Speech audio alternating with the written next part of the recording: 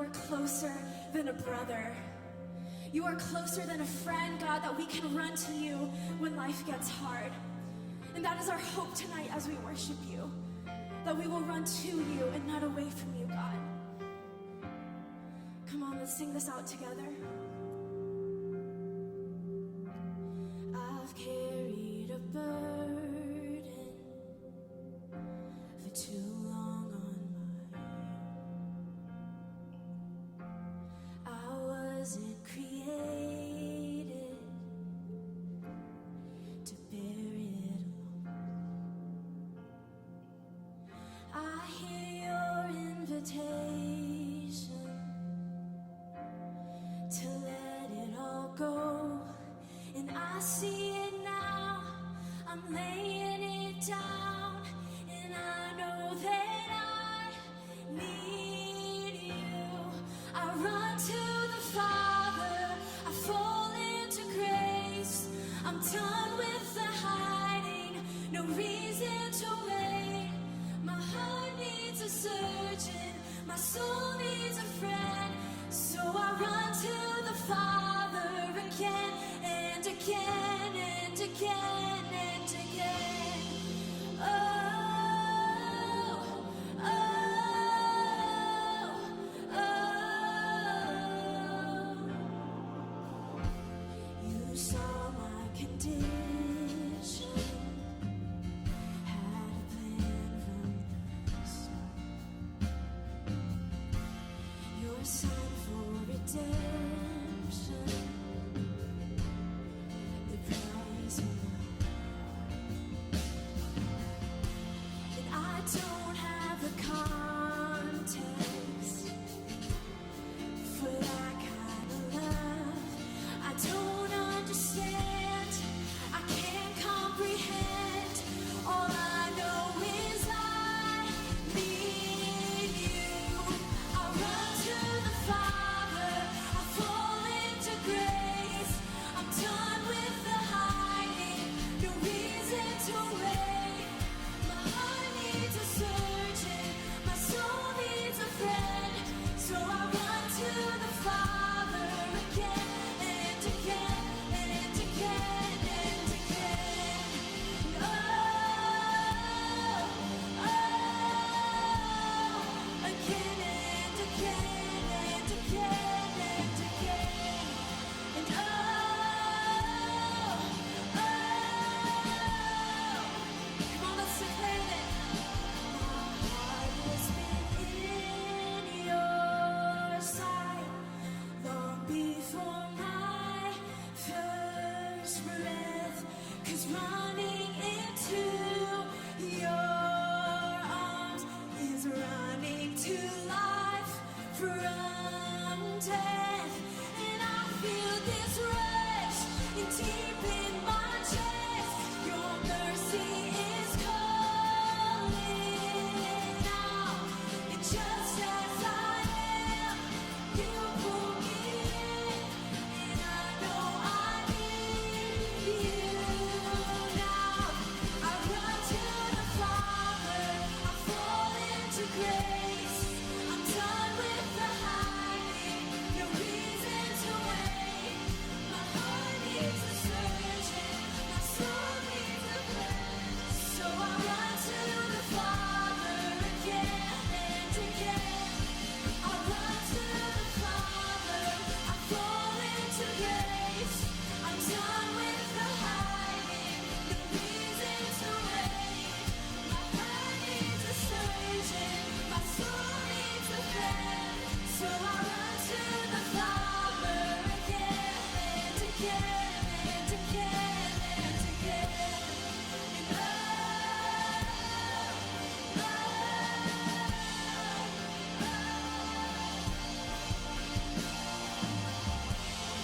And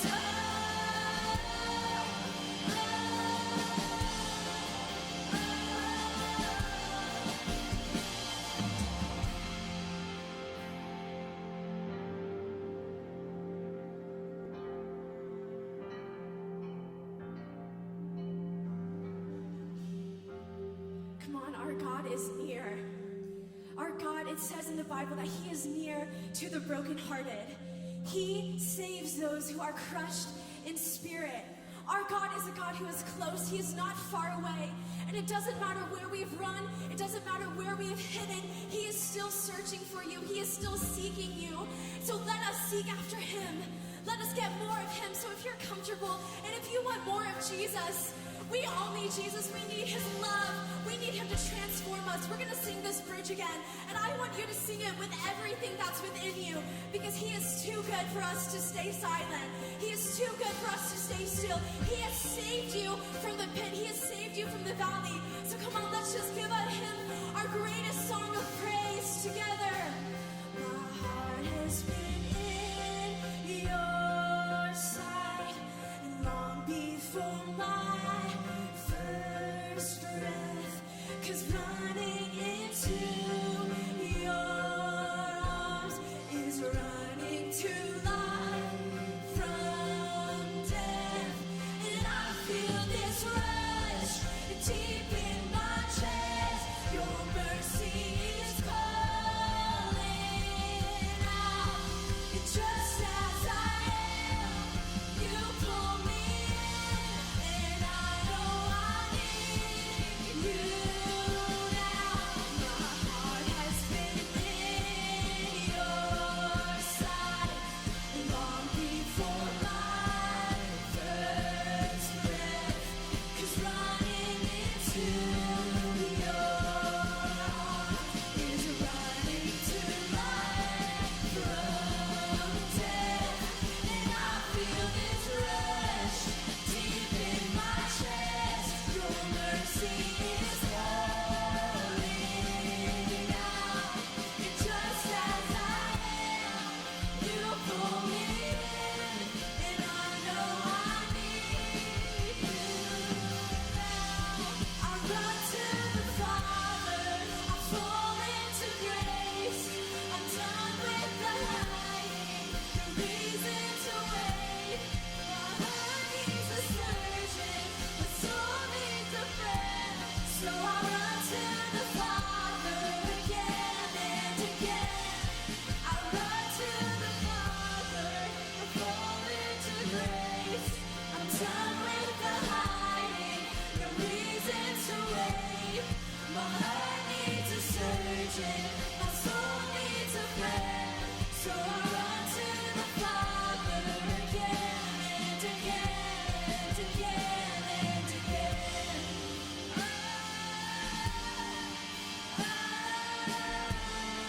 Again and again and again. Thank you, Jesus. Before we sing this next song, I want to read to you a scripture from John 13. This is Jesus hanging out with his disciples right before he goes to the cross, and he's sitting with them and having dinner with them. And there's this verse, and this is John writing it. So John's like one of the disciples. He's one of the guys. So he's in this place. He's recalling what happened all those years ago when he sat around the table with Jesus. And apparently he's sitting right next to Jesus. And they're having this conversation, kind of a difficult conversation. Jesus is actually saying, one of you is going to betray me. He's talking about Judas, because Judas had already betrayed Jesus and basically sold him for money. And so he's telling them, hey, that's what's going to happen. And Peter's talking, and the different guys are like looking at each other, and they're like, well, it's not me, it's not me, it's not me, because nobody wants to be the guy that betrayed the Son of God. And then in John chapter 13, verse 25, it says, leaning back against Jesus, he asked him, Lord, who is it? Lord, who is it? And John's recalling this, and he's saying, man, I was sitting by Jesus. And he includes this it's kind of this weird detail, like John like leans back, and I don't know, it's weird. They sat differently. They would sit on the ground, and like they would be kind of like sitting more in like a what you might think about like in a Far East type country where they sit on the ground around a low table. And so this is how they're sitting, and they're sitting around They're not in chairs and all that kind of stuff. So they're kind of reclining anyway. This is the posture they would be at. They would actually kind of lay at the table, kind of like this, and eat, or they might kind of sit like this and they'd pull from the table. Kind of seems uncomfortable to me, but anyway, that's what they did. And so when John says this, it's not like he's just all of a sudden cuddling with Jesus. Like they were already kind of sitting like this, and then he leans back into Jesus and kind of just asks him, and who is it? Like, well, what's going on? Almost kind of like whispering in his ear. All of that may seem really strange, but here's what matters. John in this moment is showing us something about Jesus. He's showing us that Jesus is not a God that's way far away and looking down on us like those foolish people. Like, what are they doing? Like he is a God that is intimate with us.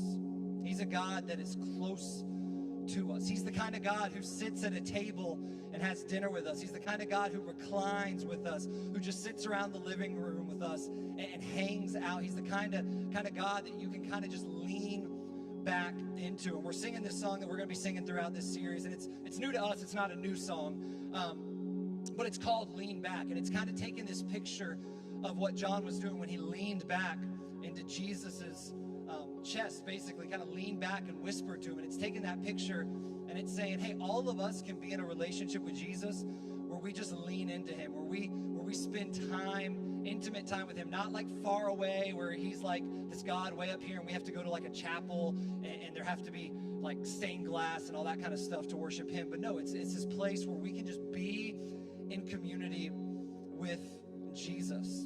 We can lean back into his embrace, lean back into his love. And I just want to read these first few lyrics from the song. It says, "You will never leave, your love sustaining me before I even knew what love was.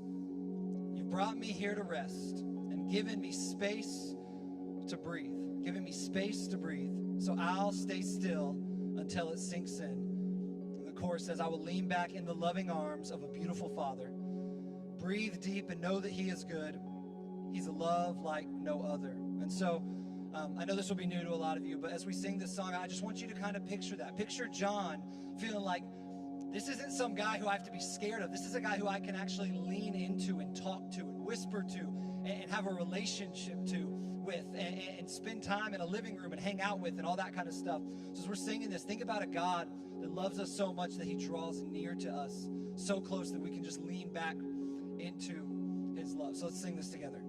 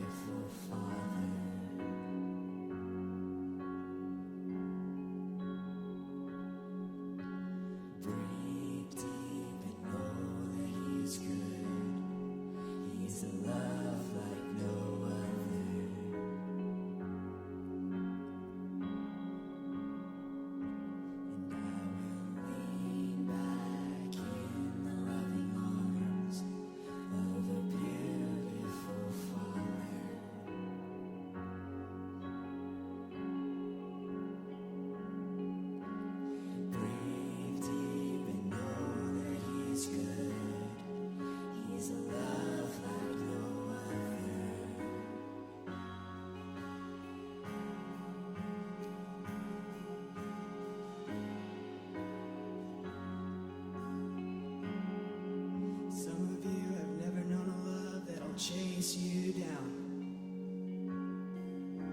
He's coming after you tonight.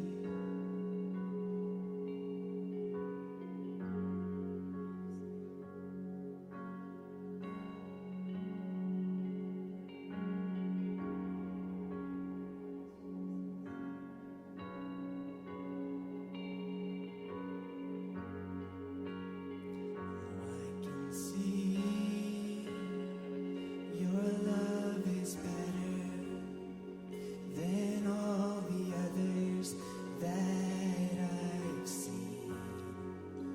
And I'm breathing deep all of your goodness, your loving kindness to me. And now I can see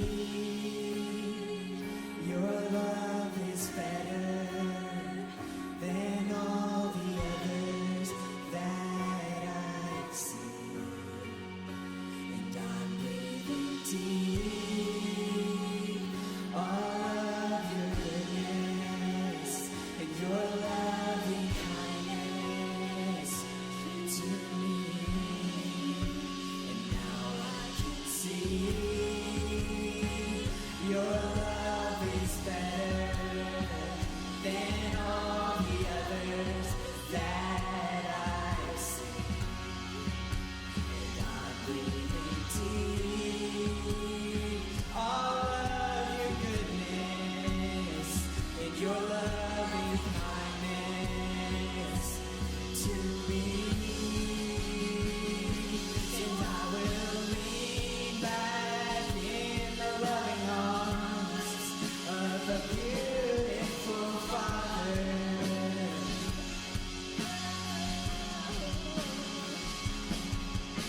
You breathe deep and know that He is good.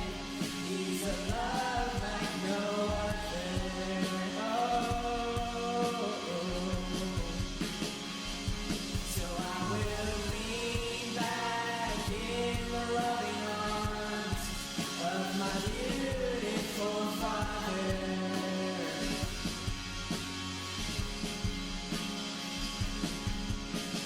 Breathe deep and know that He is good.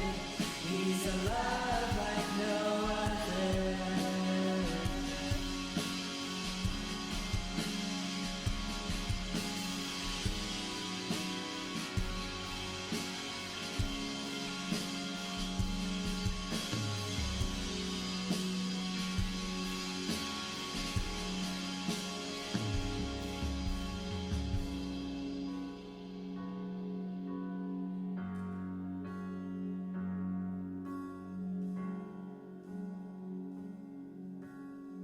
I thought I knew what love was. I thought I knew what love was. I thought I knew what love was. I thought I knew what love was. I thought I knew what love was. I thought I knew what love was. But it's better, it's better. I thought I knew what love was. I thought I knew what love was. I thought I knew what love was. But it's better, it's better. I thought I knew what love was. I thought I knew what love was. I thought I knew what love was. But it's better, it's better. I thought I knew what love was. I thought I knew what love was.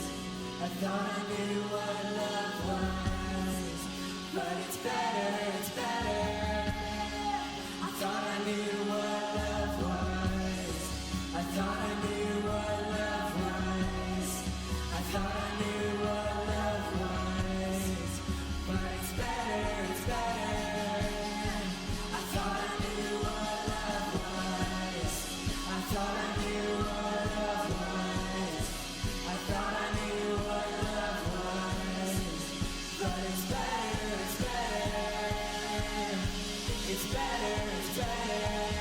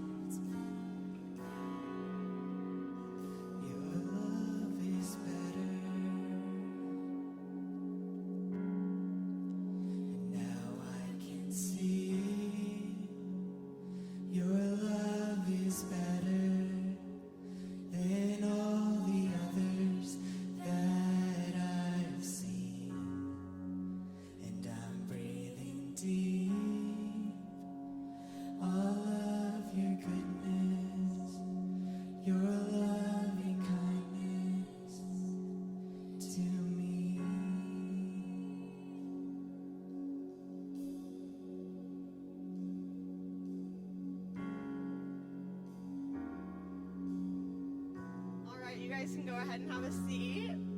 Welcome to United. I'm so happy that we're back. If you guys weren't here last week, welcome for the first time. And hello to all of our online viewers. Say hi to Abby Woodward for me. If you guys haven't met me, my name is Ella. And here at United, we exist to point students to Jesus. So with that being said, if it's your first time, so happy you're here. If you're here with us in person right now, there should be a link that'll go up there, and you guys can go online to that link, fill it out anytime during service, and then at the end you can go to the back and Jacob will have a free t-shirt just for you guys being here, because we're just so happy to have new people with us. And if you're online, there should be a link in the chat, and then we will mail you your shirt.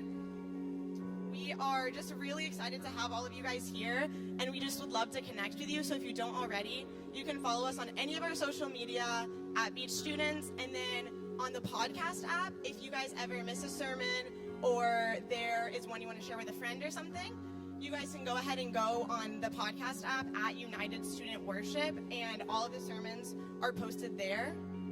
I'm really excited about our Love Is series. It's one of the longest ones we've done. And everyone's so excited that we made merch. So if you haven't already gotten it, you can get it in the lobby after United. It's running out. Make sure you grab your masks and your shirts. And then lastly, if you guys aren't already in a life group, we would love to have you guys join. I know I've been in a life group since I was in 6th grade, and I'm a senior now, and it's been a really big part of my faith and me being able to just get more involved at Beach and be more in community. So that's on Wednesdays at 7 o'clock. If you guys have any questions, ask Ryan about it. He'll give you guys all the details. And we're talking about patience today, and the Park Sisters actually made a beautiful vlog. So as we continue, join me in watching this video.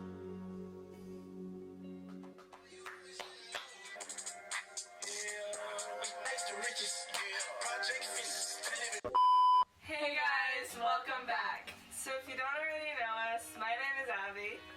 And my name is Katie. And it is the night before our first day of school. So I'm going into 10th grade. And I'm going into 12th grade. And as you guys know, we're in a series called Love Is. In 1 Corinthians 13:4, it says love is patient. So we decided that tomorrow, being our first day of school, we are going to vlog and show some clips of us trying to be patient throughout the day. Take a look.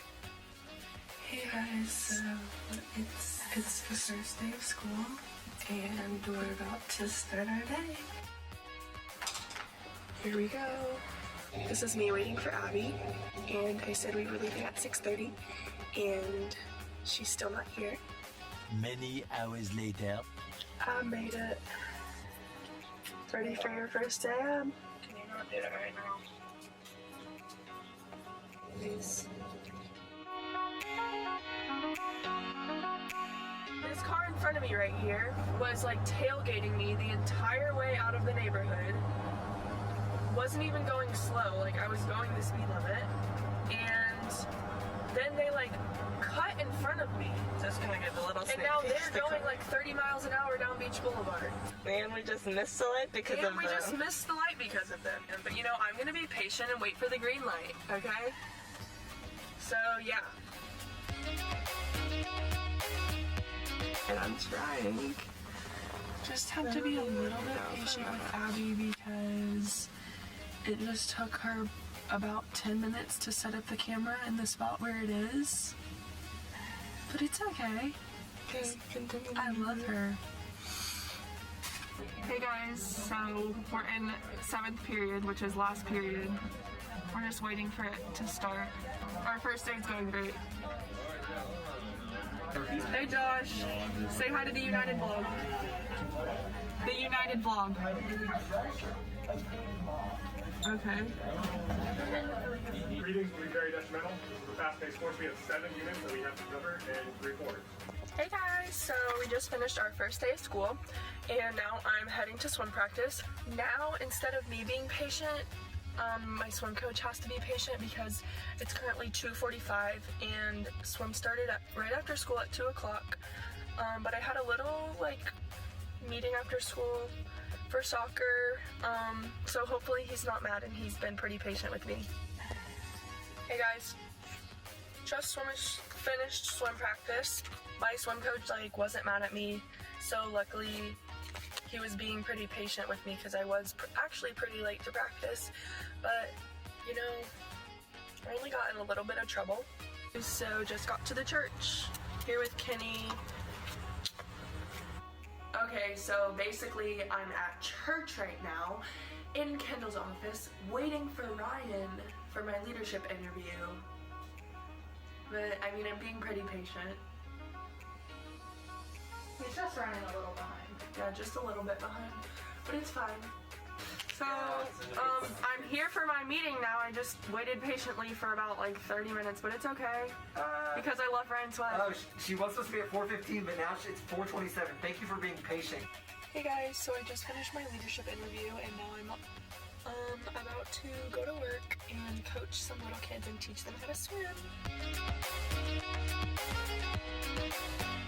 The queen is in the building, aka Sarah Hernandez.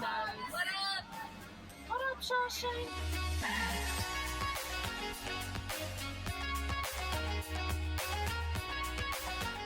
Oh my goodness gracious. That was the most craziest practice ever. I got 7 new kids, all in kindergarten. They were testing my patience, but luckily I'm a patient gal. Hey guys, so just got home from a very long day, as you guys could tell. Back to the serious topic of the night, which is love is patient. We tried to be as patient as possible. Abby! Alright, do you want to do a lesson overview then? You know, some of the teachers are struggling with the online learning platform, which I know they have so many students, so I know that it's hard for them. I'm just being really patient with them. God's patient with us when we mess up, so therefore when the teachers mess up, I shall be patient towards them.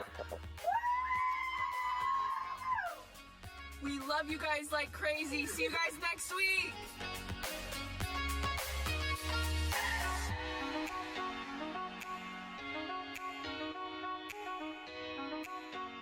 All right. Thank you, Katie Park, for sharing your vlog with us. And I've been told by Katie that if you want more content like that, you can search Katie Park on YouTube and subscribe to her channel.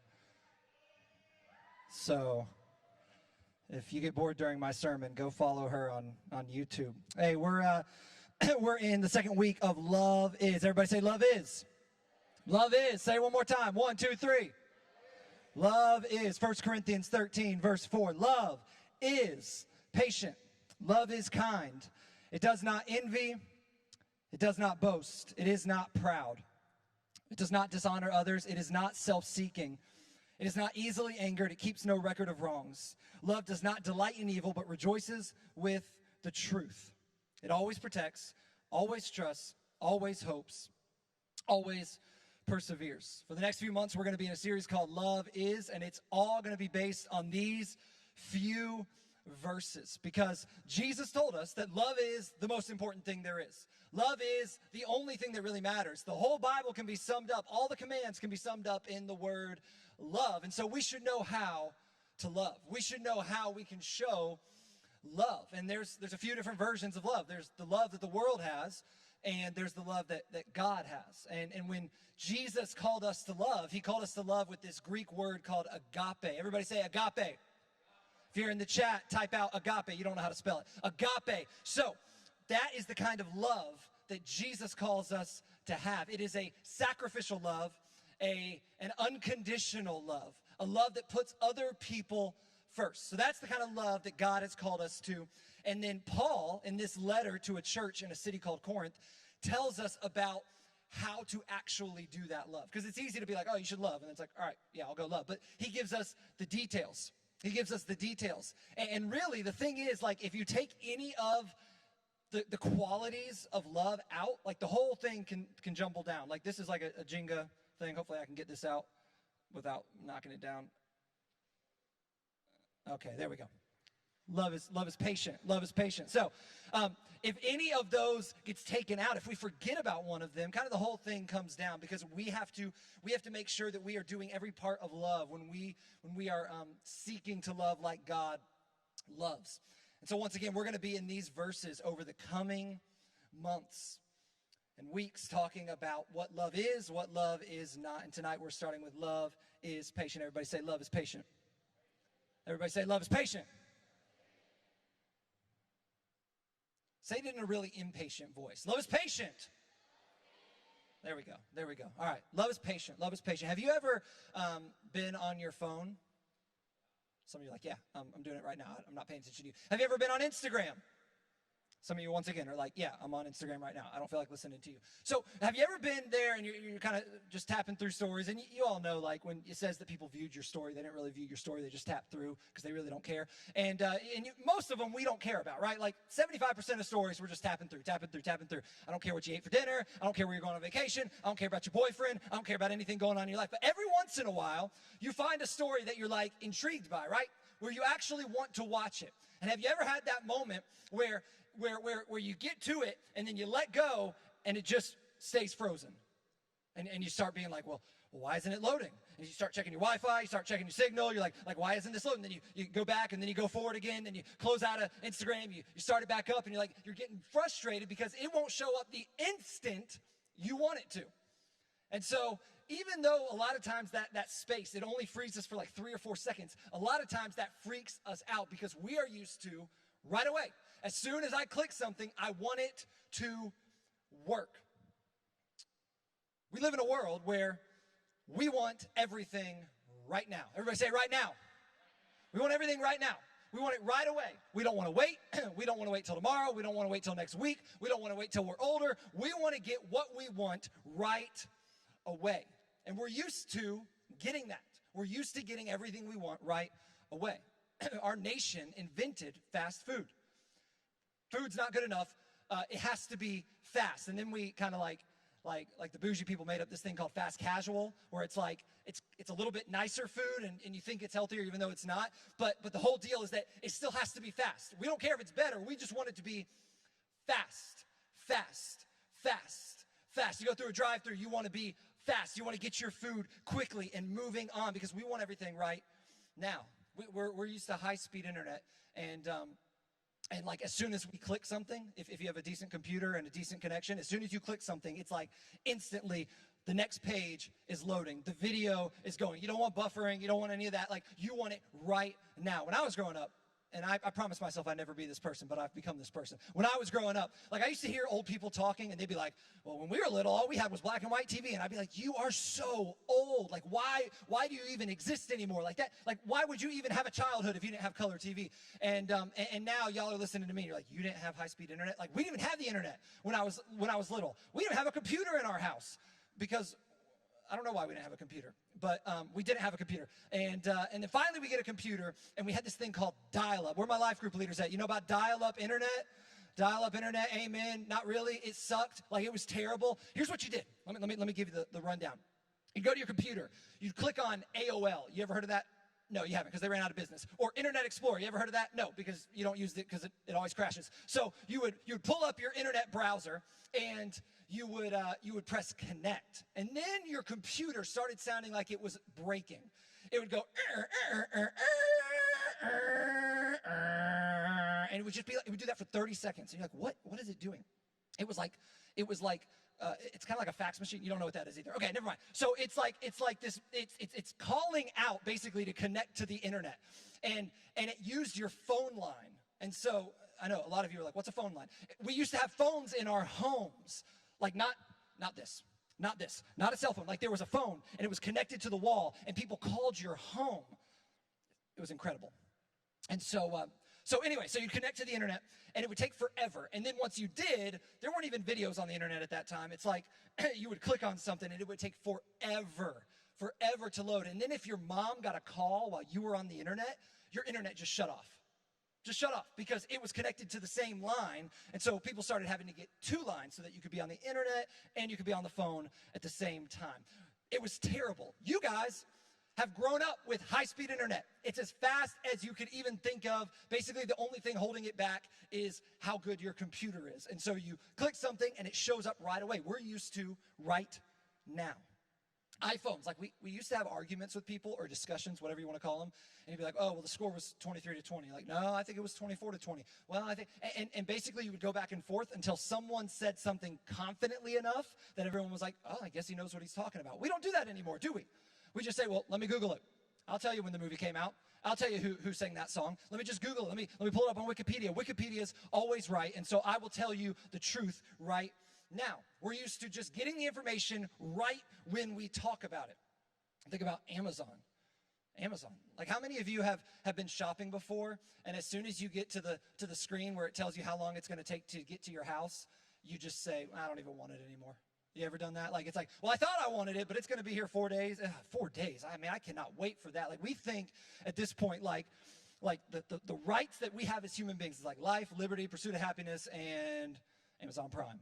2-day shipping. I got to have 2-day shipping. I got to have 2-day shipping. If I don't get 2-day shipping, I don't even want it.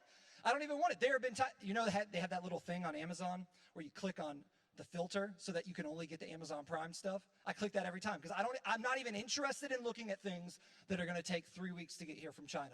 I don't care. I want it in 2 days. I really want it in 1 day. I really want it the moment that I click buy. We're impatient, aren't we? We're impatient. Our culture has trained us to be impatient. Did you know, students of United, that you are the most impatient generation in the history of humanity? The history of humanity are American teenagers in the year 2020. And it actually is unique to our nation and other what you might call Western civilizations that have connections to the internet and all that kind of stuff, because we are used to getting everything right away. And so our life, our culture, our environment has trained us to be impatient. We're not used to waiting for anything. We get everything right when we want it. And it's actually not even like that everywhere around the world in the year 2020. Even if you go to like Jamaica, for those of you who have maybe been there, you go to Jamaica, like you have to drive 30 minutes to get to a supermarket that might have something similar to like what we have at Publix. Most supermarkets in towns in Jamaica are as big as a convenience store. And so you can't just go and get whatever. There is no such thing as Walmart, where it's just like everything you could possibly ever imagine or want is 3 minutes away from your house. Like, this is unique to our country. This is unique to our country in 2020. We're just used to being able to get whatever we want, whenever we want it. Most countries don't have like St. John's Town Center, where you can go and there's basically every brand known to man. Like, you can just get whatever you need to get there. A lot of places don't have that. I heard a story. There was this ministry that I used to serve with that helped refugees from other countries come and settle in America. And I can't describe to you, I can't understand the culture shock that they have when they get here. They've spent 10, 12 years in a refugee camp. They're from Africa or Asia, out in the middle of nowhere, and then they come to America. And so they have these people, these Christians, these churches that would help them get acclimated. So they might take them, like one time I took a guy to the bank and helped him open a bank account. You might take a family or a mother to the grocery store and teach them, like, this is how we shop here, and this is where you go to get different things. And I remember a story of this woman, this mother from Africa, and they took her to a grocery store. I'm not sure which grocery store, but just a normal grocery store in Jacksonville. And when she got there, she just started crying. And they said, why are you crying? What's wrong? And she said, I'm used to walking miles and miles and miles just to get one thing. And then I have to go miles and miles and miles to get water. And then I have to go to another town to get something for my children. And I'm used to having to go everywhere just to get a few things. And it's all just right here. Like everything I need is in one place. We are conditioned to that. We are conditioned to getting everything we want at one moment. And what that has done to us is it's made us impatient. And then Paul comes along and he says, the first thing I got to tell you about agape God love, agape love is patient. It's patient. It's patient. This Greek word that he uses for patient has this idea that when things go wrong, you don't give up. You don't lose heart. You don't get frustrated. When someone doesn't do what you want them to do, you don't get revenge. You don't get angry. You don't get frustrated. You're willing to wait. He says love is willing to wait. Love doesn't give up when things don't go its way. When people mistreat you, when people don't do what you want them to do, love is patient. And you may say something like, oh, what's so important about patience? Like, I get like love is kind. Like, yeah, of course, like love should be kind, right? Like, I get love is like, is about other people or it's generous or whatever, but like love is patient. Like that kind of seems like one of the throwaways. Like it's not that important. But remember, all of these are important. And I think for us, for Americans, especially for young Americans in the year 2020, this is more important maybe than anything else, that we have to learn to be patient because we aren't used to being patient. And I want to make the connection for you between love and patience and why it's so important. Have you ever tried to love somebody when you are feeling impatient? It is highly, highly difficult because when we're impatient, we tend to say things we don't mean, don't we? Like we'll say things in the wrong way. Like all the time when I'm impatient, I will say things to my wife, Karen, in the wrong tone of voice, in the wrong way. And I wouldn't have done that in a normal patient setting. But when I'm impatient, I'll go there. We say things that we don't mean when we're impatient. It's difficult to love people with our words when we're impatient. Man, a lot of times we'll make people feel bad or we'll blame other people. Well, you should have known better. How do you not know how to do this? I can't believe you didn't turn that in on time. I can't believe you didn't get that right. How did you not know? We start blaming people. We start getting angry at people. We start making other people feel bad when we're impatient. Man, when we're impatient, we're only worried about our schedule. We're only worried about our schedule. And so it's like, well, I planned on getting to school or whatever by 8 a.m. But then I got delayed because I was in traffic and someone got in my way or someone didn't go on a yellow and then I got stuck at the light or somebody, my mom made me do this or my dad made me do this and we just start getting upset because our schedule got messed up. Our schedule got messed up. I can't tell you how many times Karen and I have gotten upset at our children because they delay our plans. So we were planning to go somewhere at a certain time, but our children are just, well, one doesn't do anything except just lay there and just eat and sleep, and the other one is just a wild freak of nature. And so we always are trying to wrangle her in, and she sets us back, and she gets us off our schedule. And so then we get impatient. We get impatient. And what are we really mad about? We're not really mad at her. We're mad because we didn't get to go where we wanted to go when we wanted to go there. Oh, I missed the class. Oh, I missed the gym. Oh, I missed lunch. Oh, I missed whatever it is because of whoever. See, it gets us off our schedule. It gets us agitated. And when these things happen, it is very difficult for us to love. It's very difficult for us to love because we are caught up in ourselves. In fact, impatience shows up when you focus on yourself. Impatience shows up when you focus on yourself. Let me say that one more time. Impatience shows up when you focus on yourself. The only reason we get impatient is because we don't get what we want. Well, I wanted to go there. I wanted to do this. I wanted it to be on that time. I wanted it to be this way. And we're focused on ourselves. And when we get focused on ourselves, we get impatient. We get impatient because we didn't get what we wanted or what we thought we should have gotten. And here's where we really see the problem, right? Agape love is focused only on other people. But impatience is focused only on yourself. Let me say it again. Agape love, God's love, is focused on other people. When we're impatient, we're just focused on us. Did I get what I needed? Did I get what I deserved? Was it on my time schedule? Literally, impatience is selfishness. It's us focusing on what we want in the moment. In Ephesians, also written by the Apostle Paul to another church at a city called Ephesus, he kind of breaks down this whole love is patient thing a little bit more. He says this in chapter 4, verse 2. He says, be completely humble and gentle. Be patient, bearing with one another in love. And you may hear all those and be like, what do they have to do with one another? They all go together. If you're humble, it means you're thinking of yourself less than other people. You're thinking of others first, which is connected to patience. When you're gentle, that's connected to patience, because what do we do when we're impatient? I can't believe we like lash out at people, right? Gentleness is connected to patience. Then he says love is patient, and then he explains even a little bit more. He says, you should be patient, bearing with one another in love. Here's essentially what he's saying. Patience puts up with people, which doesn't sound like super like lovey-dovey, but that's the truth. Like when we're patient, we're just putting up with people. You're putting up with other people's weaknesses, other people's faults. You're not acting like everybody should be perfect. You're putting up with them. You're putting up with your parents. Oh, parents are the worst. They take away my whole life, blah, blah, blah. You're putting up with them because guess what? They're not perfect. They're probably a lot more perfect than you, but they're not perfect. You put up with your sister or your brother or your friend because guess what? Just like you, they're not perfect. Paul is saying this is what patience is. You put up with people. You don't expect people to get it right every single time.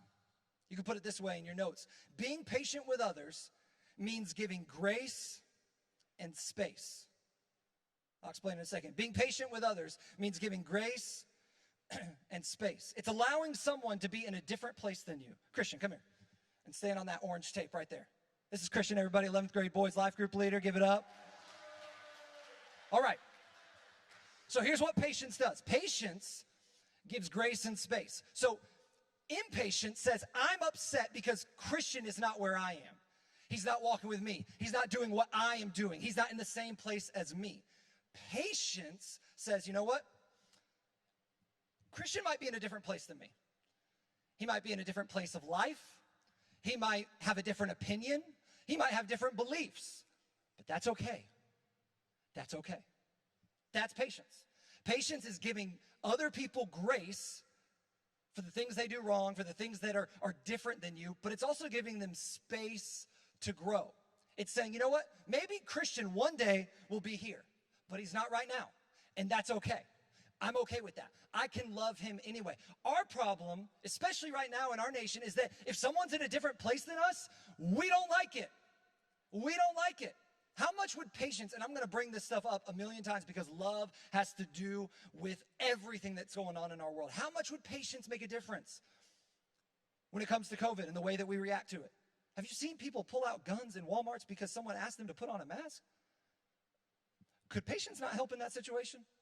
And by the same token, could patience not help with the person who is berating someone for not wearing a mask? And saying, oh, well, you just want to kill everybody. You don't care about the old people and all that kind of stuff. Those people need patience too. We all need patience because guess what? We're in different places. He's experiencing something different than I've experienced. His family was different than my family. He's a different age than me. How old are you, Christian? 23. I'm 34. So that's 11 years of difference. We're very different just in there. I'm married. I have kids. He's single with a girlfriend, but no kids. And so like we are in different places. And so patience is giving space and grace to each other, allowing us to be in different places. Thank you, Christian. Give it up for Christian. Thank you for standing there.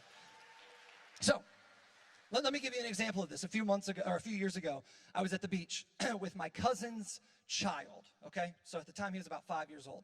And y'all ever play the game at the beach, the little just paddle board game or whatever? Just a little blue ball, and you just hit it back and forth, whatever. You're really just trying to get tan, and you just need something to not let you be bored while you're getting tan. So you're standing there, you're hitting the ball back and forth. It's not like it's a professional sport or anything. But I really like that game. In fact, me and one of the life group leaders, one of the 10th grade life group leaders, one day we went to the beach and we like tried to set the world record for how many hits we could get in a row without it hitting the ground. We got up to 500. And so I take it seriously. So I'm with my little cousin's son and he wants to play it. And I'm like, all right, whatever. I'm like, okay. And I hit it to him and it falls to the ground. I hit it to him, it falls to the ground. Then he tries to hit it and then it goes in the dirt. And within a minute, I find myself thinking, boy, do you not know how to play this game? We're never going to set a world record with you. This is terrible. I mean, you're awful at this. I'm not saying this to him. I'm not going to berate my cousin's child, but I'm thinking it. And I'm thinking, I'm getting impatient. I'm like, this is so boring.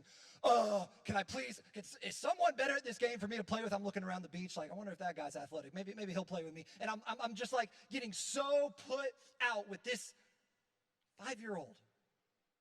And it's like God hit me in that moment and said, Ryan, he's 5. Ryan, think about all the times when you were just a little annoying, buzz cut, snot-nosed, agitating little jerk, where some adult played a game with you and you were terrible at it. And they didn't get mad at you. And they didn't get impatient with you. They just played with you. And they understood, you're a little kid. Ryan, you need to be patient. You need to give him grace because he's not that good at it, and give him space that maybe by the time he's 30 like you, he'll be better at it. But in the meantime, he's not. He's 5. Get over it. That's what it looks like to be impatient versus patient. Patience says, you know what? They're in a different place than me. It gives grace. It gives space. What if we were patient with one another? What if we were patient with one another? I want to close with this verse, 2 Peter chapter 3, verse 9.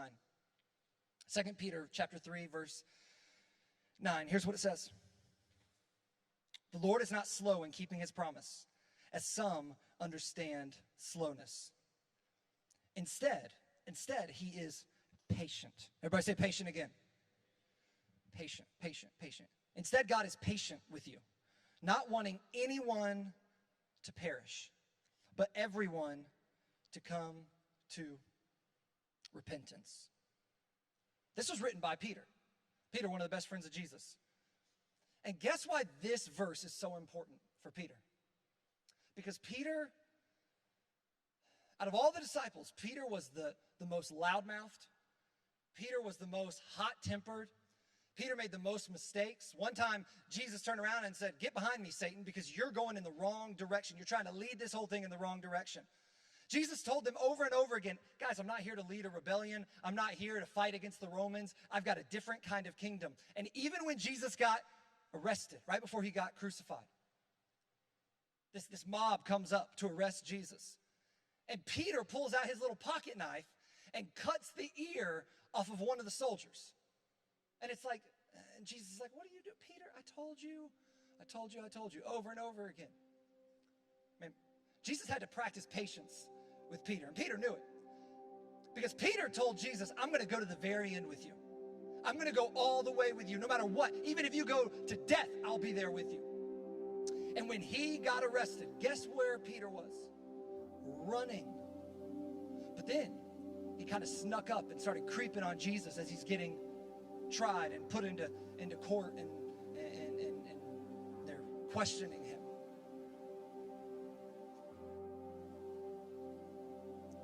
And someone says, hey, Peter, or they don't know his name, but they say, hey, aren't you one of this, aren't you in this guy's little crew? He's like, no, not me. Keep in mind, this guy was like Jesus' right-hand man. Another person says, no, I'm pretty sure that was you. I saw you in the temple with Jesus. No, that wasn't me. Another person says, okay, I know you said no, but you are that guy. The Bible says he actually called down like a curse and said, no, you've got this all wrong. I don't even know that man. Then when Jesus dies and rises again, he comes back and he meets with Peter. And he shows patience. He forgives him. Not once, not twice, but 3 times. For Peter betraying him. For not listening to him. And then, it's not like he says, Peter, go home. Like you're forgiven, you're going to heaven, but you're not going to be a part of this church. He puts Peter in charge of the whole deal. Peter's known as the first pope of the church. The first official leader of the church. He wrote parts of the New Testament. And so when he sits here and he says, God is patient, keep in mind who's saying this. He said, man, Jesus was so patient with me. Jesus was so patient with me. And why is Jesus patient? So that nobody would perish. That everybody would have a chance to come and know him and be forgiven. listen to this. If God wasn't patient, none of us, not a pastor, not a missionary, not any of the life group leaders, not any of you, none of us would know Jesus or experience his love. It requires God's patience for us to even be in a relationship with him. Because if he wasn't patient, he would have just struck us with lightning the first time we messed up. When we were, 3 months old. None of us, we'd just be running around. There'd just be a bunch of little elementary school students running around because nobody would make it to middle school because we would all be judged for what we had done wrong. But God is patient. He allows us to grow. He gives us grace and he gives us space. He gives us grace as we're growing. He gives us space to grow. And he says, I'll give you till the last moment. I did a funeral for a man yesterday who didn't give his life to Christ until he was in the hospital right before he died. And guess what? He will spend eternity with God. Why? Because God is patient. Because God gives us to the last breath to come to know him. And he will keep chasing us over and over and over and over and over again to see if we will be willing to enter into a relationship with him, to see if we will be willing to follow after him. Nobody would know him if he wasn't patient. Nobody would experience that reckless, amazing love if he wasn't patient. I want you to spend a moment thinking about how patient God is. Spend a moment thinking about how patient he's been with you. Let me tell you how patient he's been with me. He was patient when I was a little middle school jerk who just sat in youth group and it was all about me. I joked around. I tried to drive away our life group leaders and our student pastors and all that kind of stuff. It was just joke after joke after joke. I didn't care about anything. I made a lot of you 6th and 7th grade boys look like angels. Like I was a little jerk. He was patient with me until I started to understand that Jesus isn't just something I know. Jesus isn't just for me, he's for other people as well. I need to help other people meet him. I need to take him seriously. He was patient with me when I literally growing up, I was like the worst person at serving. Like one time we went on this serve day. I just thought of this. God just brought it to my mind today. One time I went to this serve day where we were helping this shut-in, this woman who couldn't get out of her house. I remember, like I was short at the time, but the grass in her backyard went up to my shoulders. It had never been cut, ever. And we went over to do her lawn, like we do a lot of times on our Jack's trip and our serve days and all that kind of stuff. And I realized where we were. We were down the street from my friend's house. And so me and my best friend, who were there to serve, we snuck away and went and played video games at my friend's house. And I remember the student pastor coming down and like so angry. And I'm like, what's the big deal? We're just hanging out with our friends. Like that was like kind of how I approached the world. It was all about me. It wasn't, my wife would say it still is all about you. Well, I'm still trying to grow. Give me grace, give me space, Karen. But anyway, like I was the least servant-hearted person in the world. But over the course of time, God was patient with me until I became a more servant-hearted person. And I'm not where I need to be, but I'm so much farther than I used to be. He gave me grace and space. He gave me grace and space for years when I struggled with pornography. And when I would look at pornography. And I know what the statistics say. And I've talked to the boys and I know what the statistics say about the girls. That it is probably 95% of guys, teenage guys, and I think 80 in the 80s for girls. Like so many people struggle with this. And he was patient with me. He gave me space. He gave me grace until he delivered me from it completely. He gave me space and gave me grace when I tried to run away from my calling. He gave me space and gave me grace to come back to it. I don't know what your story is, but you can think about it. You can think of all the things he's given you space and grace for. That's the God that we serve. Our God is patient. Love is patient. God is love. So God is patient. God is patient. Maybe some of you in this room have never experienced Jesus' love for yourself. You've never given your life over to Christ. I want to give you the opportunity to do it right now. You don't have to do it right now. Maybe there will be another day to do it. But God will be patient with you until your last day. But maybe he's been patient with you up to this point and you know it's your turn. It's your time. If you're in this room, and you can bow your heads, close your eyes. If you're in this room and you want to experience Jesus' love for the first time, you want to give your life over to him. On the count of 3, I want to invite you to raise your hand. To raise your hand. To enter into a relationship with him. And then we're going to pray a prayer.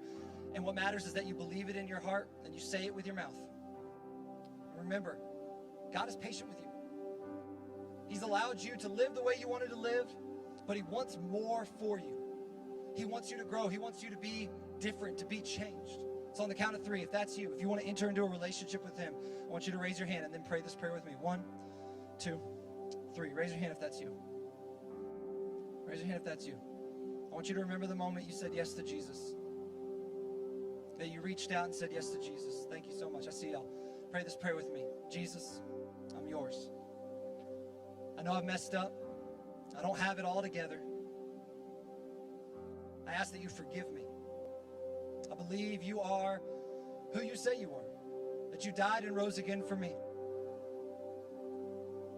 And I want you to be the Lord of my life. I want to follow after you. I thank you for your love, and I thank you for your patience. In your name I pray. Amen. Amen. For those of you who raise your hand, I just want to ask you at the end of this sermon, when we all stand up and the lights go down and all that kind of stuff, I just want to invite you to go back to the Connect right back here. And Jacob's going to be right there. Jacob is actually walking that way right now. Wave your hand. And he just wants to follow up with you. And he's actually also going to give you a gift. Christian, will you go grab those out of the block, those books? He's going to give you a gift just to help you walk towards Jesus. And we want to follow up with you. We want to celebrate with you. And we want to help you in this journey of following after Jesus. So we'd invite you. I know it's a little scary, but just go back there and just talk to him for a moment. And he's just going to give you a small gift to help you in this journey. And for all the rest of us, here's our action step for this week. Here's our action step. Try to go one day, and you can try all 7 days. I would invite you to try all 7 days. Try to go one full day without being impatient. Woo! You're going to see how many opportunities God gives you. I told y'all this last week, but the day I tried to do this, like the first thing that happened is Sinclair had like a crap party all over the house. She was babysitting, or she was potty training, and like it was just everywhere, and I was so frustrated and angry. And I remembered, oh, love is patient. She is too, Ryan. Give her grace. Give her space. We all had to go through it at some point. And then later in the day, he gave me another opportunity with someone who's been far from God to just listen. And I've been trying to be nice to her for years, but like in this moment, I wanted to get out of the conversation. It was like uncomfortable. I was like, how long are we going to be sitting here? I got work to do, all this kind of stuff. She was in my office, and then I was just like, oh my gosh, this is my opportunity to be patient. The love that she needs right now is for me to just listen to her and not rush her. Not rush her. God taught me a lot about patience when I tried to do it for a full day. I want to invite you, all of you, whether you follow Jesus or not, spend one full day without being impatient. Take one full day without being impatient. We're going to put it all over social media. We're going to put it all over your life group curriculum and all that kind of stuff. We're going to talk about it. So we expect you to try to do it. Tomorrow morning, wake up. Remember, love is patient. Love is patient. As we close in this last song, just know there are Love Is stations up here.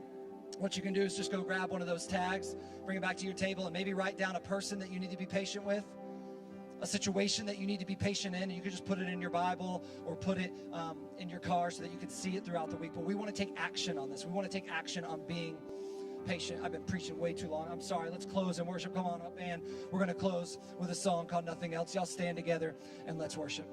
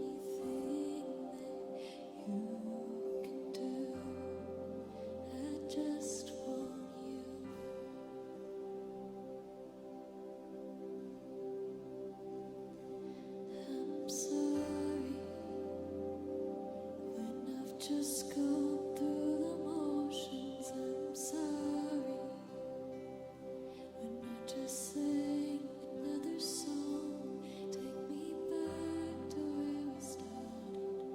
I open up my heart to you.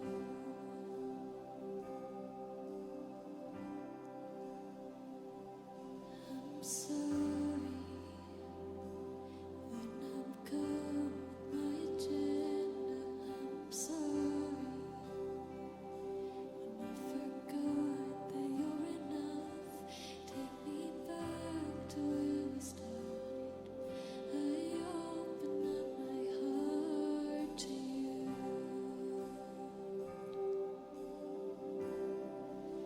Caught up in your presence. I just wanna sit here at your feet. Caught up in this holy moment. I never wanna leave. Oh, I'm not here for blessings. Jesus, you don't owe me anything more than anything that you can do. I just want you. I just want you and nothing else. And nothing else, nothing else will do. I just want you, and nothing else, nothing else, Jesus, nothing else will do. I just want you, and nothing else. Nothing else, nothing else will do. I just want you, and nothing else, and nothing else, Jesus, nothing else will do. I just want you, and nothing else. Nothing else, nothing else will do. I just want you. Nothing else, nothing else, Jesus. Nothing else will do. I just want you. Nothing else. Nothing else, nothing else will do. I just want you. Nothing else, nothing else, nothing else will do.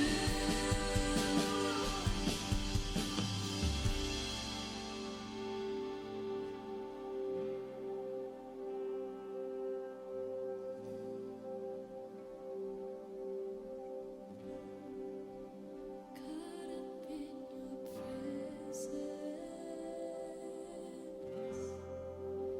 I just wanna sit here at your feet.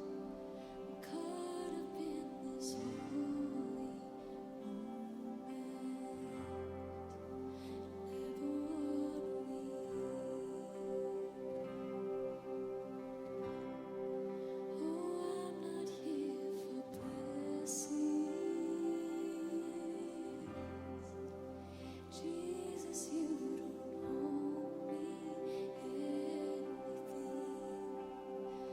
more than anything that you can do.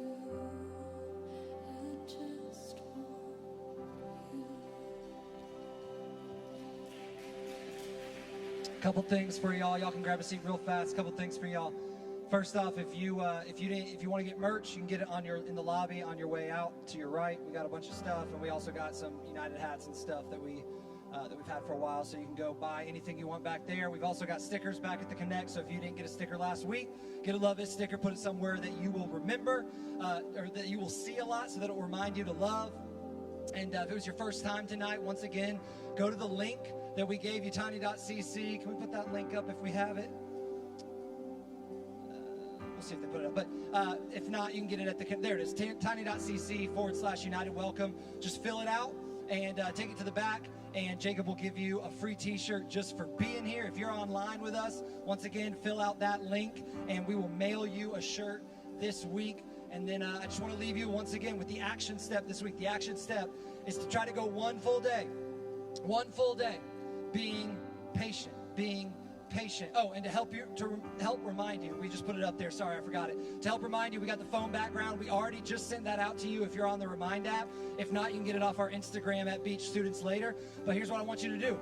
Just download it, put it at the background of your phone for the week, and just remember, every moment you look at your phone, which is about 4,000 times a day, that love is patient. Go be patient with the people in your life today or this week. We love you guys so much. We will see you at Life Groups Wednesday night.